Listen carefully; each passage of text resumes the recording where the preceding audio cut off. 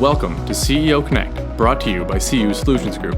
On this month's episode, President and CEO Dave Adams discusses the importance of a work-life balance and asks the question, are you pushing yourself too hard? As leaders, how often are we advised to slow down and stop working so hard?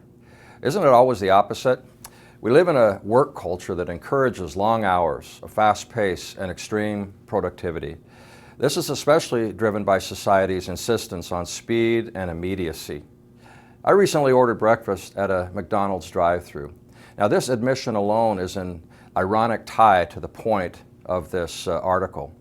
As I paid for my order, I saw a sign that promised a free meal if my order wasn't delivered in 60 seconds from the time of payment. I was then handed a minute glass and proceeded to the next window where I was handed my latte and breakfast sandwich. I always order my latte with non-fat milk to make me feel better about the sausage and egg sandwich, of course.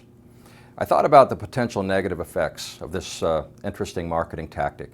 For instance, I worried about the quality of my food with so much emphasis on speed, and in fact, the sandwich was a little bit burnt around the edges. I wondered about the pressure on the employees to deliver such speed throughout their shifts. And I didn't necessarily like handling the minute glass that was being recycled from customer to employee to customer throughout the morning, especially right before handling my delicious sandwich. But we live in this society that is obsessed with speed and the hard work it takes to deliver fast, convenient results in whatever we do. Now, I recently read an article written by a consultant and executive coach named Rebecca Zucker, published in the Harvard Business Review, entitled, "Are You Pushing Yourself Too Hard at Work?" Her premise was that for the 10% of Americans who consider themselves workaholics, there are certain danger signs that may be pushing themselves too hard. And here are the warning signs. First of all, you may not be taking time off. Some surveys show that only 23% of Americans take their full vacation time that is allotted, and many workers regularly work on weekends and during evening time. She points out that taking time on weekends and evenings, obviously, and even short vacations is important for high performers to restore energy and counter the drain of being always on. For me, after 32 years I consider myself a fast-paced executive, I can say that I shamelessly find time to use my vacation time these days. This hasn't always been the case, but I've learned how important it is to decompress and recharge. I've never wanted to get to the end of my career only to face broken relationships and poor health. Consistently unused vacation time should not be a badge of honor for employees. We should drive this home throughout an organization. For this reason, we recently changed our CUSG company policy to no longer allow the rollover or banking of unused vacation time. Now, a second warning sign is when you deprioritize personal relationships. During 2018, 76% of U.S. workers said that workplace stress affected personal relationships, with workaholics being twice as likely to get divorced.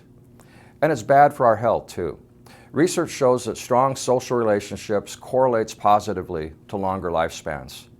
And as the author points out, if you're not taking time outside of work to connect socially, you may be too focused on your work.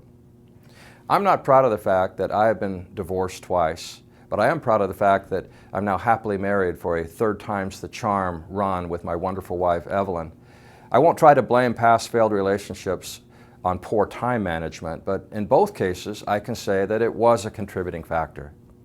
But failures of any kind can be life lessons, and I hope I'm more sensitive to putting my wife, children, and grandchildren ahead of work priorities. But it takes awareness and effort to do that. Now, a third related symptom is that you're unable to be fully present outside of work. Research shows that 2/3 of Americans work while on vacation. If work intensity slowly erodes our most important relationships, we do a big disservice to ourselves and to our loved ones. Once again, I'm guilty as charged on that one. And who doesn't try to keep up with work emails while traveling or even while resting at home? Today's always-on technology makes it impossible to completely disconnect from work, nor should we.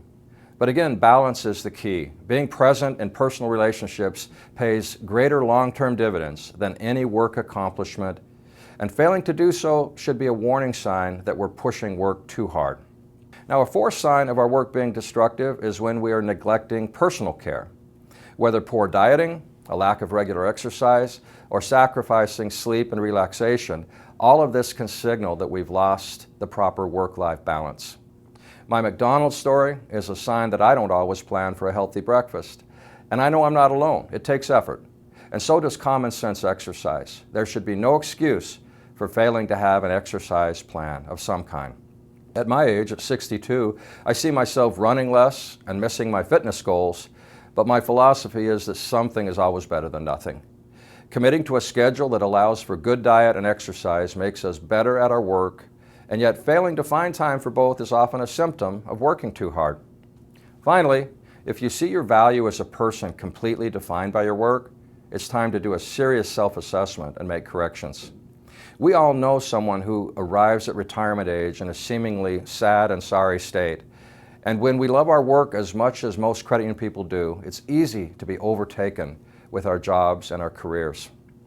I once asked former House Ways and Means Committee Chairman Dave Camp from Michigan how he managed to hold such a high office and yet be so personable and approachable.